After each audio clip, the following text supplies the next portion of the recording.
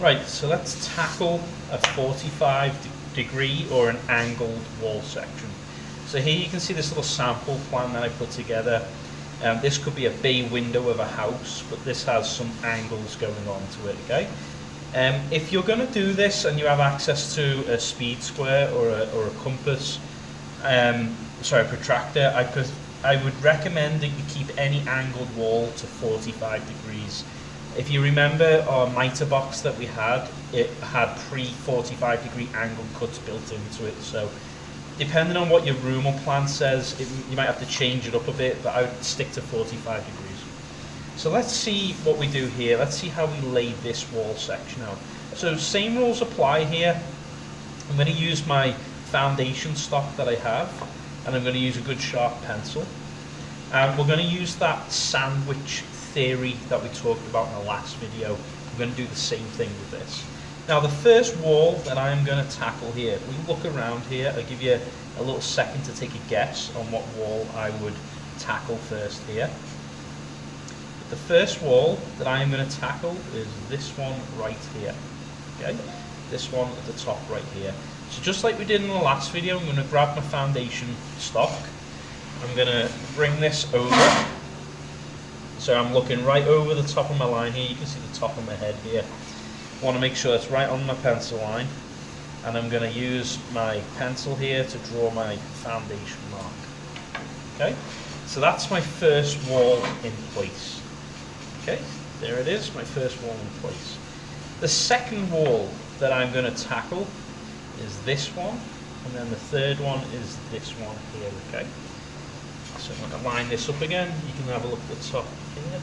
Looking right over the top of my line to make sure that's on there. I want this to be nice and good and square. Now when I mark this, just like we did in the last video, I'm going to leave this slightly longer than it has to be. I'm also going to mark the top side of this over here. Okay, you see how I just left this open right here. Do the other side over here. You can look right over the top of it. Over the top here. Okay, so there you go. There's that wall and that wall. So if I was numbering these, maybe this is wall 1, this will be 2, this will be 3, 4, and this will be 5 here, maybe. Depends on how you're laying it out. So there you can see our first wall. This is the second one we did. Left this long. This is the last one we did, left it long, okay? Now we sandwich the piece in between. We're going to do this one and this one. And again, you don't have to do the sandwich technique. It's just how I like to do it. I think it makes it a little bit stronger. Now when I do this, and then if you can see those two lines that I did, I'm going to go right to this corner where that bottom line is and connect it to the top over here. Okay? Do the same on the other side. Lay this down, connect those right the way through, and there you have it, just like that. So by doing that, it's giving us this angle that we've got here. It's giving us our angled cut over here. Same with these two sides here and here, okay? So if we're numbering these, 1, 2, 3, 4, and 5. Okay? These overhang pieces, you can erase them, just leave them, you're never going to see that.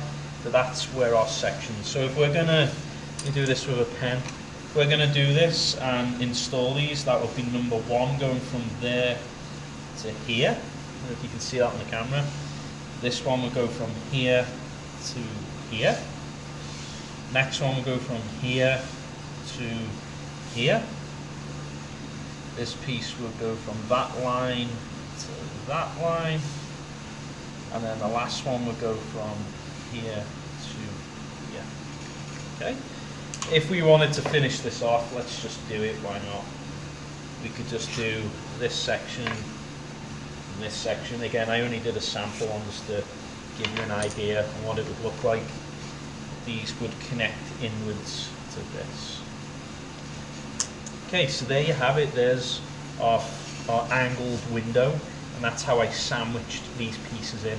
Very easy to do, and it's all just with this foundation piece on laying it out there, okay?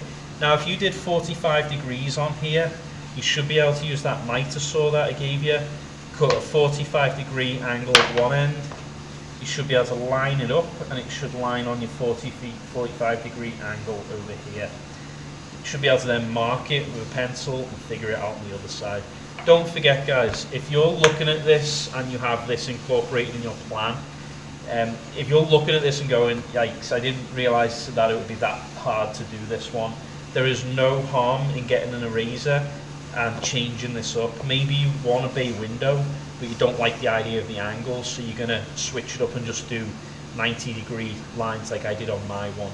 Okay, whichever you want. If you want a challenge and you think you can tackle this, by all means, go for it and do these angled cuts. This is a little bit more advanced. Okay, take your time no matter what you do, though. Okay, take your time with all of this, and that's how you do your angle cuts. Take care, guys. I'll see you next time.